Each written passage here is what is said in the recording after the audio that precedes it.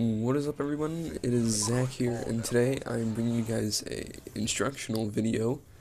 This is kind of going out to all the PC gamers out there, anyone else who's on a PC playing, like first-person shooters and whatnot. I'm basically just going to give you guys some tips on how to improve on the PC, because frankly, people who play on the PC are quite beast, considering that they're not just casual gamers like some of the gamers on, let's say, PS3 or Xbox.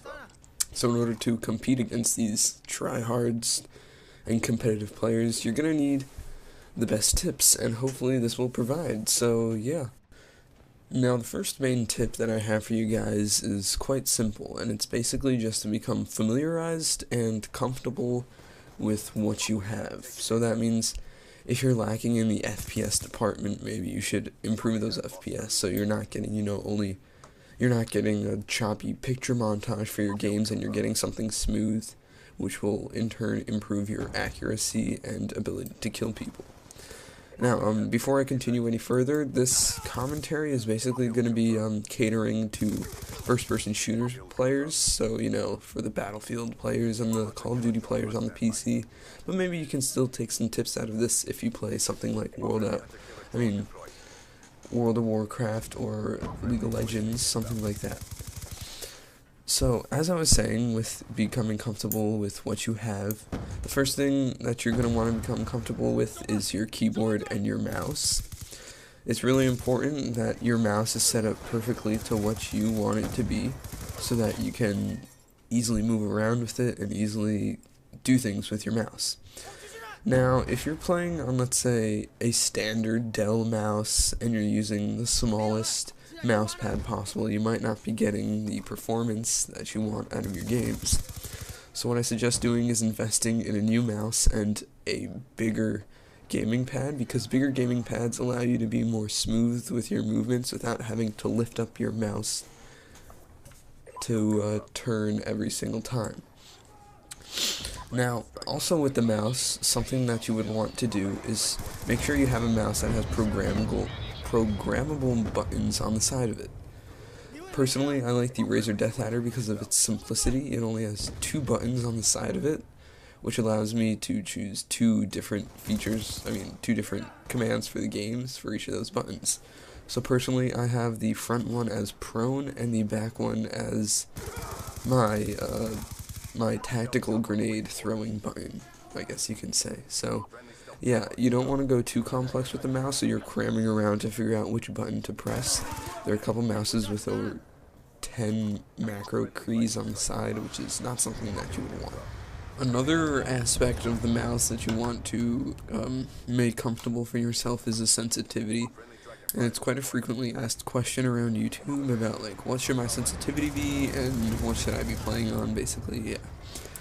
One thing that I suggest is to, put the window sensitivity in the middle, which is around 6, I think. Make that 6, which I think is default. Another thing you want to do is probably go to your, mouse, drivers, and set up your mouse so the DPI is around 1000. I suggest just keeping it at that, so you can keep something, it's a safe level to put it at, and basically, yeah.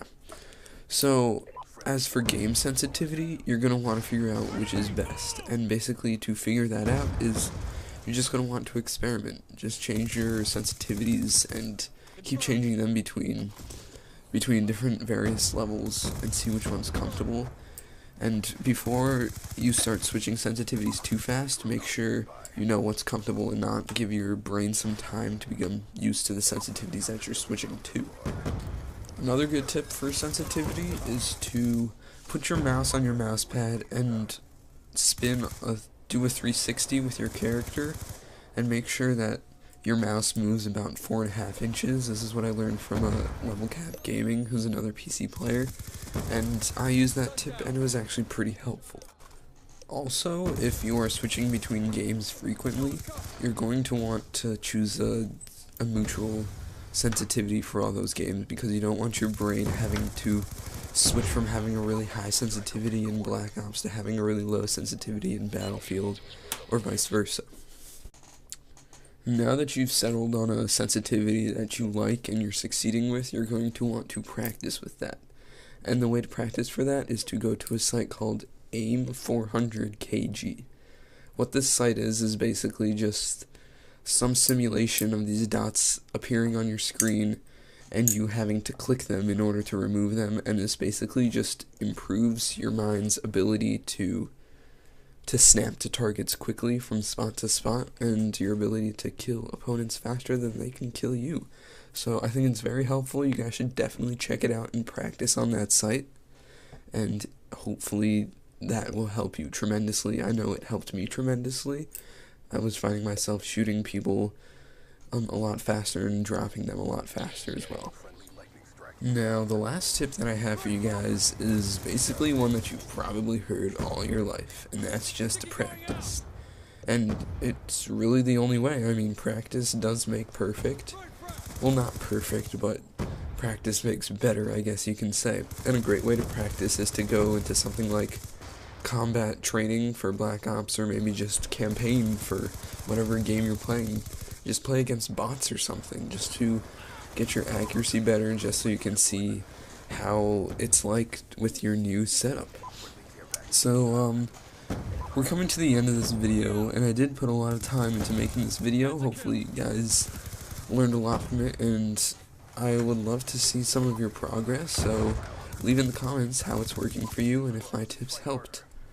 So yeah, this has been Zach. I hope you guys enjoyed the video. If you did, maybe just drop that like button and show other PC gamers that you're friends with on this video in case they need help the way that you needed help. So yeah, again, I want to thank you guys for watching. Maybe subscribe if you want to. A lot more PC content coming in the future, and I will see you guys later. Thank you for watching, and I am out. See ya.